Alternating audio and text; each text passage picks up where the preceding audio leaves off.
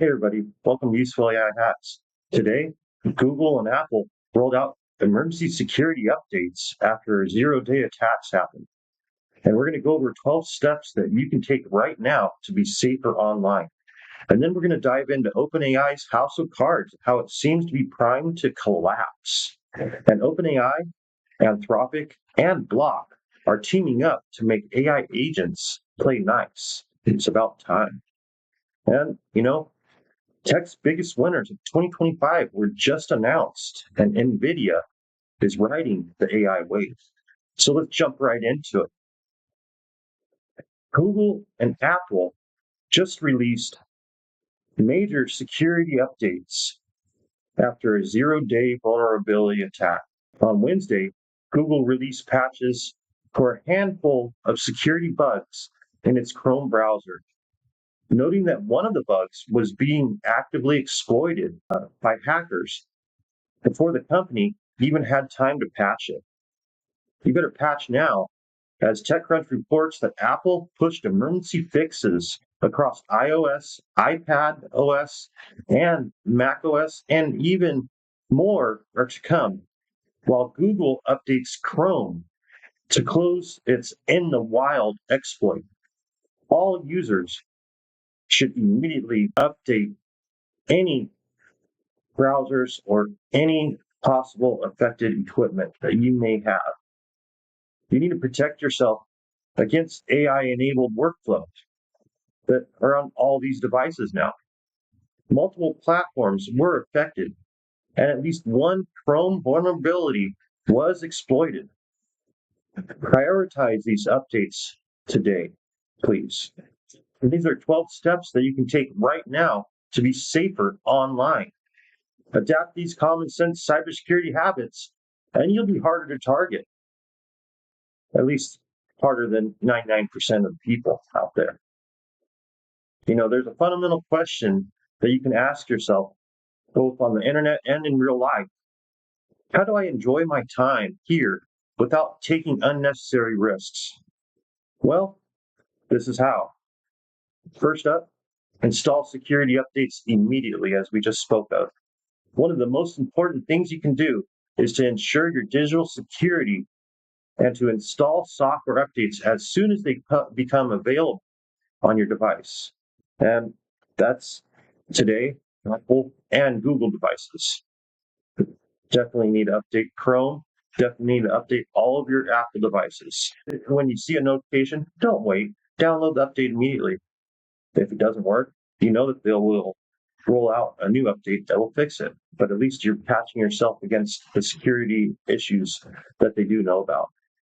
Because not all the software updates are about security, but some of them are to make you have a better defense against technical hacks. When developers discover a flaw that can be exploited, they ship an update to fix it.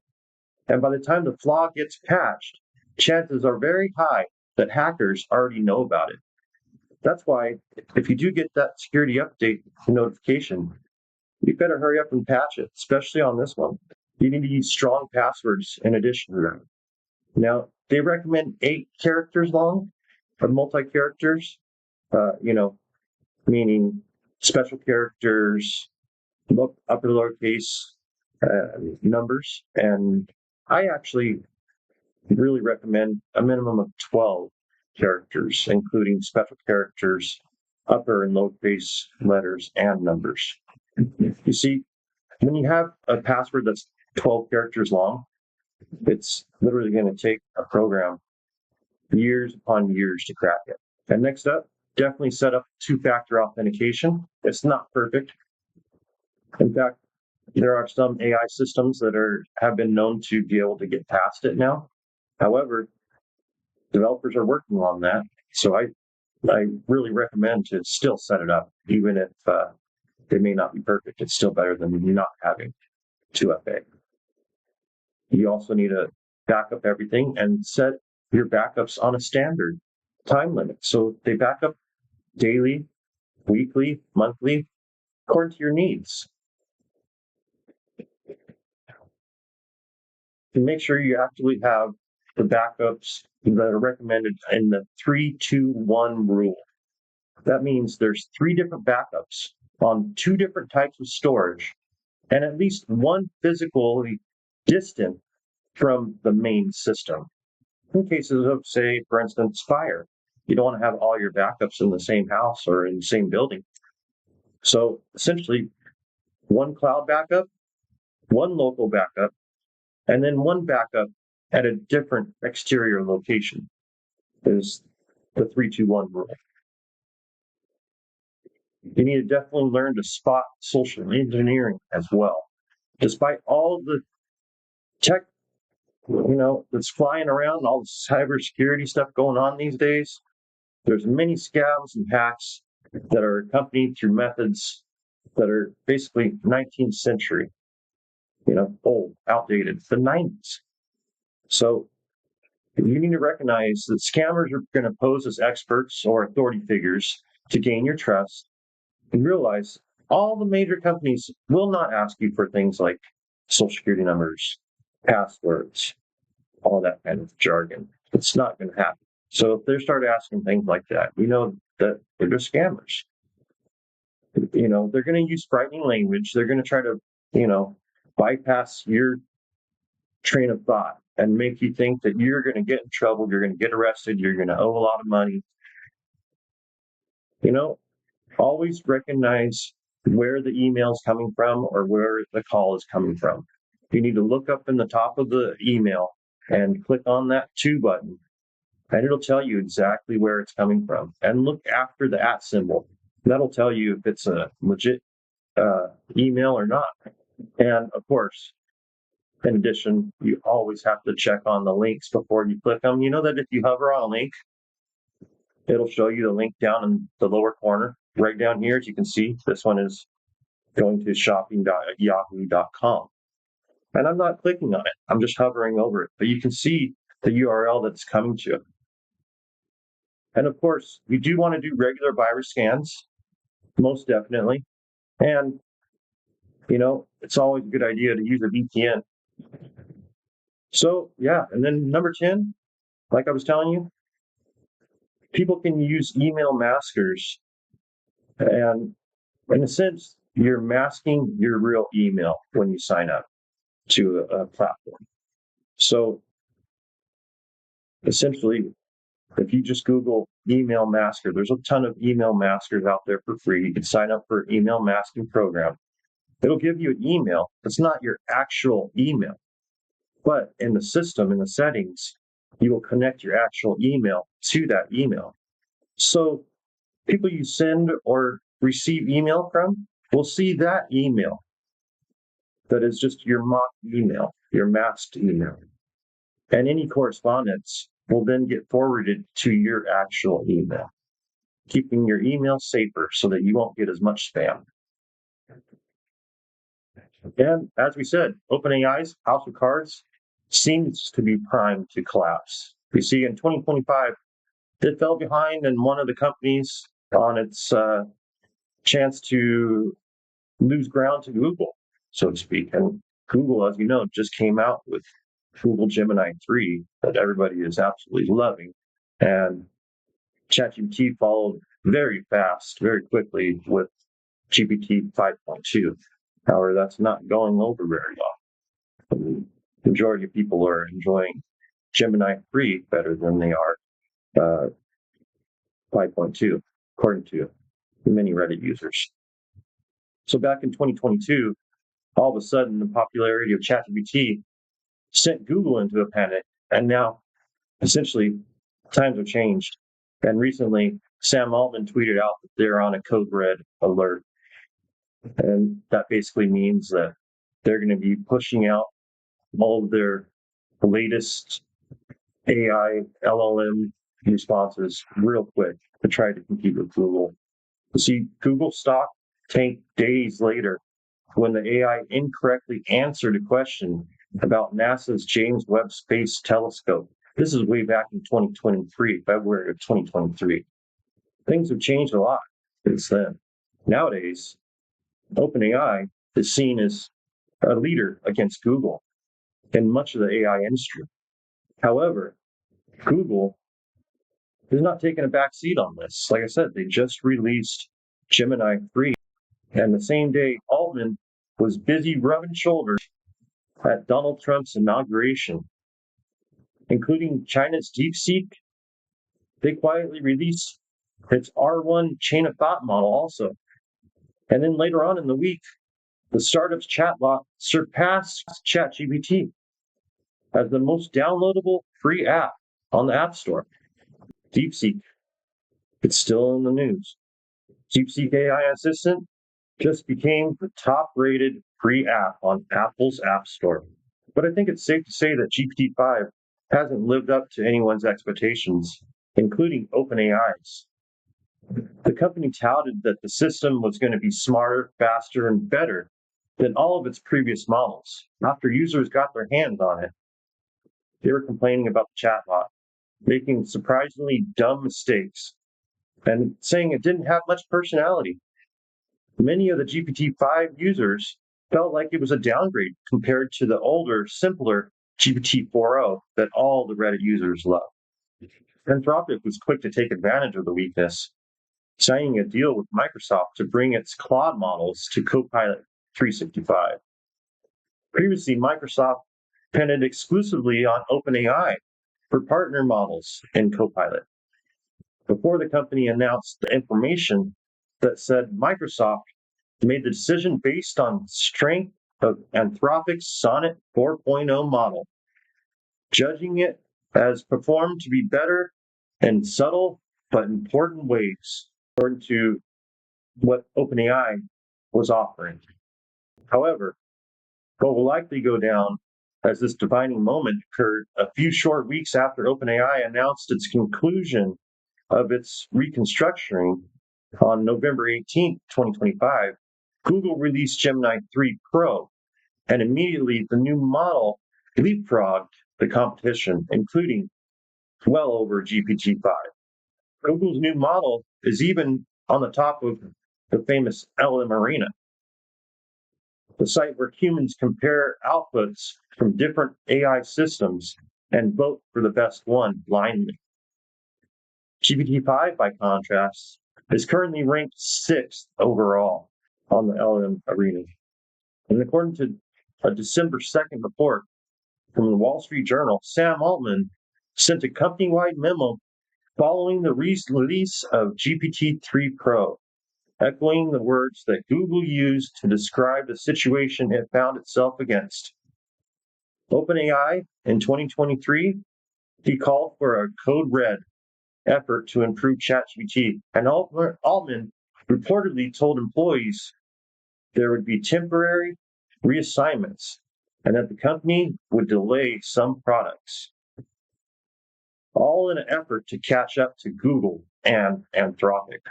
So I guess it's safe to say that the modern AI bubble may have been started by ChatGPT, but given the crowded field of chatbots and LLMs, it won't necessarily be only OpenAI that is winning the race. With novelty and tech powers like Google and Anthropic, it's now up to Altman to prove how he can actually overcome these obstacles and win the race against Google and Anthropic. You see, OpenAI, Anthropic, and Block are now teaming up to make AI agents play nice. American AI giants are backing new efforts to establish open standards and build agentic software and tools. OpenAI, Anthropic, and Block have co-founded a new open source organization, the Agentic AI Foundation, to promote standards for artificial intelligence agents. These three companies are transferring ownership of some of the widely used agentic technologies over to the foundation. This includes Anthropic's Model Context Protocol, MCP, which allows agents to connect and interact with OpenAI's agents.md file, which lets programs and websites specify rules for coding agents. And Goose, a framework for building agents developed by Block, is also going to be integrated. These technologies were already free to use, but through the new foundation, it'll be possible for others to contribute to their development. MCP is used by many companies, but there are others that do not use it. If you're not using MCP yet, you need to be. So if you need help, contact me and help you out. Making MCP an open standard should encourage developers and companies to embrace it and build systems that integrate agentic AI directly into them. As MCP, if you don't know, the Model Context Protocol, it essentially is what the chatbot, what the LLM understands, the language the LLM understands. So if you integrate your website or your app with MCP servers, it basically translates your website into what the LLMs can directly understand without having to do any harsh computing, translating, or what have you. It's in their essential language. So if you need help converting your website or app to MCP so that your website and app can be easily transversed by AI, AI can look it up. They can, when people are asking questions to OpenAI or Cloud or and Google, what have you, all the LLMs.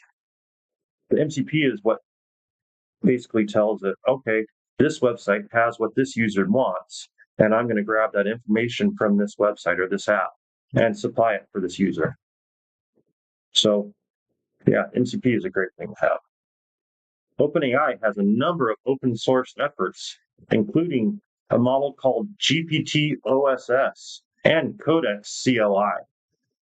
And what does this mean? Well, essentially, currently, people run their LLM models. You go to ChatGPT and you ask it a question, or you prompt it, or you have your AI agents running on ChatGPT on OpenAI.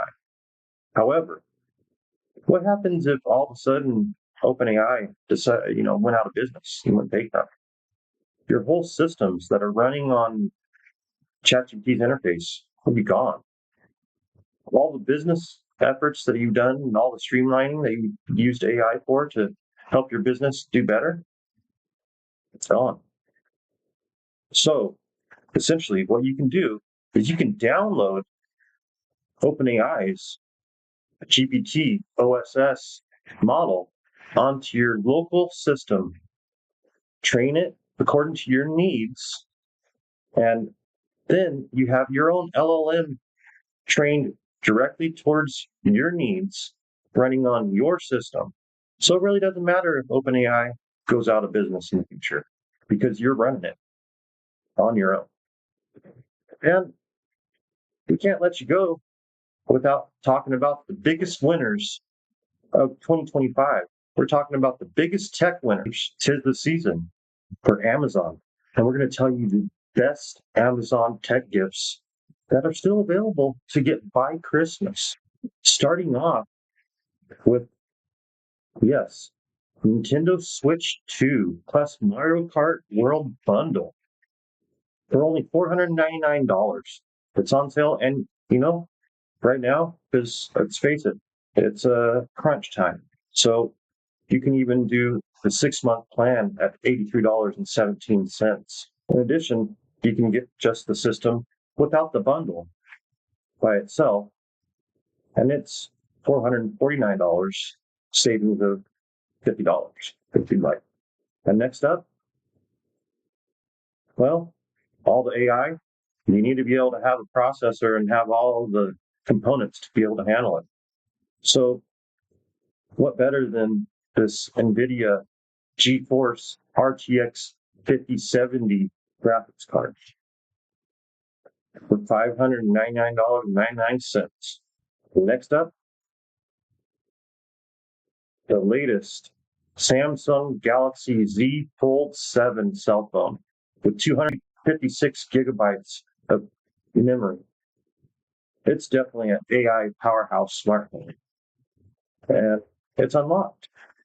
So grab yours today. Next up, you're going to definitely want to grab your Ray-Ban Meta Gen 2 smart glasses. As Mark Zuckerberg says, it is the future. It's not going to be where you're holding phone anymore. It's going to be where you're wearing glasses. I don't have my Ray-Bans with me. They're in the other room. But essentially, they're coming up with new software additions to these weekly. And I'll tell you, you really want to get on board. There's some awesome new things, and you can get them in all these different, possible ways. What I actually did with my Ray-Bans was I just got the least expensive version, and then I went and I bought the aftermarket lenses, and the link's down in the description below where you can do the same. So I got the transition lenses, but I paid the least expensive cost because the frames are the same. The only thing you're paying really different for are the lenses. So the frames, they're all going to be the same. So you're going to be the matte black like this one, or it's going to be a shiny black one. Or I guess I take that back. There's also color blue. However, the fact of the matter is, if you want to save yourself, because if you get the Ray-Bans right through here, or you can get them on the Ray-Ban site, you're going to be spending nearly $500 for transition lenses. Well, with mine, I got them for $320. So out the door. Ray-Bans for $289, and the transition lenses were like $35 plus tax. So choice is yours. But I'll tell you, it's one of the best investments I've ever made. I love my Meta Ray-Bans. Love them. Absolutely love them. And next up, we got a Google Pixel Watch 4. It's an Android smartwatch with a heart rate and sleep tracking. 30-hour battery, guys. And this one's on sale, limited time deal for $299.98. And then last up, everything these days is wireless charging. But maybe your phone doesn't actually have it. Well, with this, it can. With the Google Snap or Pixel Snap phone charger, it'll be able to help convert your phone into a wireless charging phone. So that's what I got for you for today. Thank you for watching. Be sure to get on Amazon, grab those presents real quick so you can get them under the tree by Christmas. God bless. We'll see you tomorrow.